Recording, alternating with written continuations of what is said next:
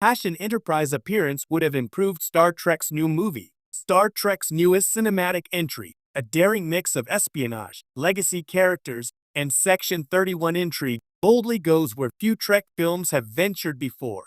With Michelle Yeoh's Emperor-turned-agent Philippa Georgiou front and center, the movie finally expands on a thread teased since Star Trek Discovery's second season.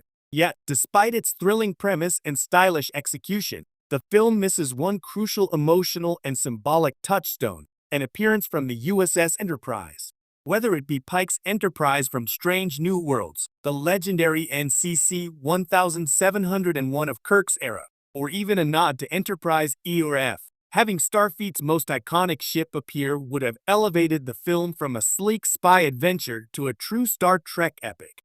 The Enterprise, more than a ship, every generation of Star Trek has its heroes: Picard, Kirk, Sisko, Janeway, Burnham, but above them all stands the Enterprise. She's the most recognizable vessel in science fiction, a starship that represents exploration, hope, and unity. The Enterprise isn't just a background prop, it's a character. From Kirk's passionate defense of her in The Search for Spock, Don't Call Me Tiny, to Picard's reverence for the name in First Contact, the ship embodies Starfleet's ideals.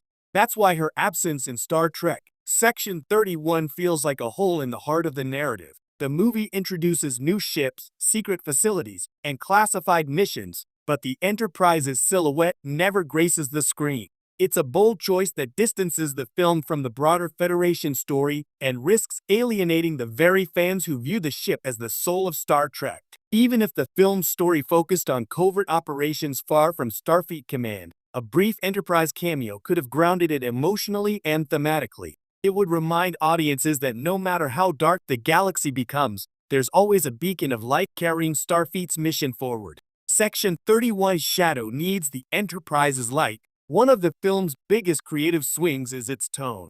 This isn't your father's Star Trek. It's sleek, tense, and morally gray. Section 31 operates in the shadows, cleaning up the Federation's messes and making compromises that Captain Kirk or Jean-Luc Picard would never condone. Georgiou herself walks the tightrope between ruthless pragmatism and reluctant heroism, shaped by her Terran past and her struggle to fit into a galaxy of rules and ethics.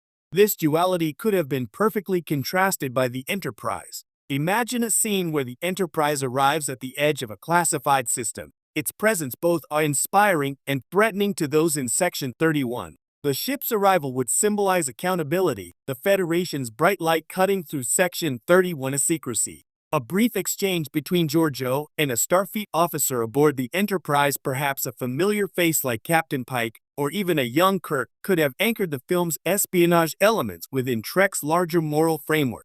By excluding the Enterprise entirely, the film risks losing its connection to the ideals that Star Trek was built on.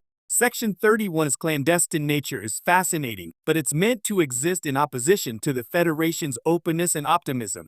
Without showing that contrast, the movie becomes more of a sci-fi thriller and less of a Star Trek story. A symbol of redemption for Georgiou. Thematically, the Enterprise would have fit perfectly with Georgiou's arc. When we last saw her in Discovery, she was a woman between worlds, a ruthless Terran despot forced to confront her own lack of compassion after meeting her Prime Universe counterparts.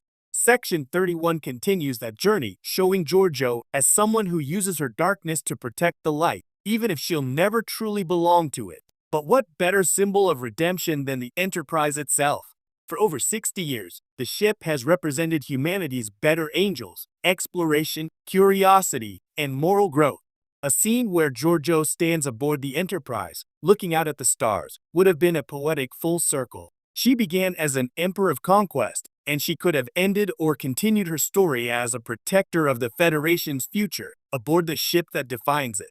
Even a fleeting moment, a shuttle docking at the Enterprise, a brief transmission from its captain, or a glimpse of its registry number, could have carried immense emotional weight. It would remind audiences that Georgiou's story isn't about replacing the ideals of the Federation, but about defending them in ways Starfleet cannot. Connecting the film to Star Trek's larger timeline.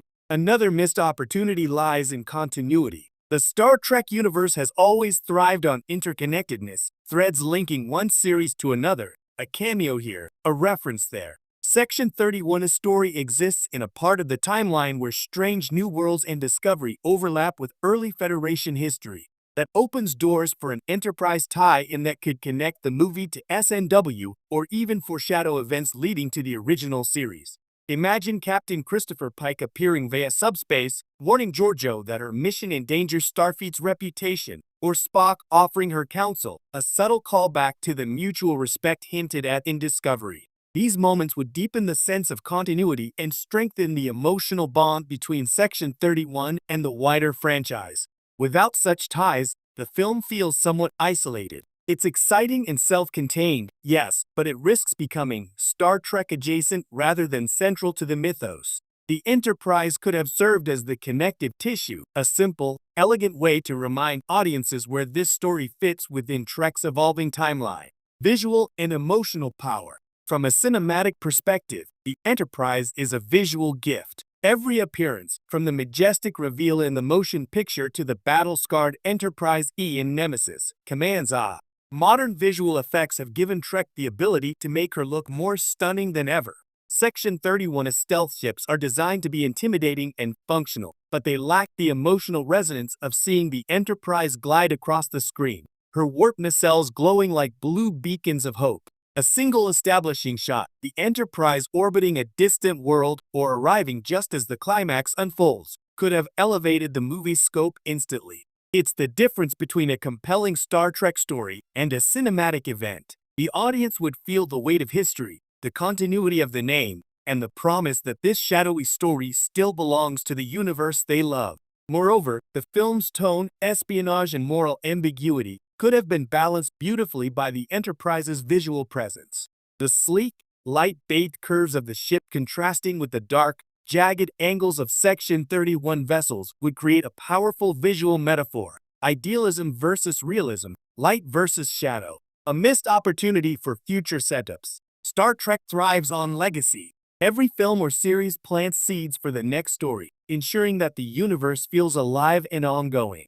The Enterprise has always been central to that legacy. From Kirk handing the baton to Picard in Generations to Pike's ongoing adventures in strange new worlds, the ship connects generations of fans and characters alike. Including the Enterprise in Section 31 could have teased what's next for Star Trek's future. Perhaps a young officer aboard the ship could have been introduced, someone destined for greatness.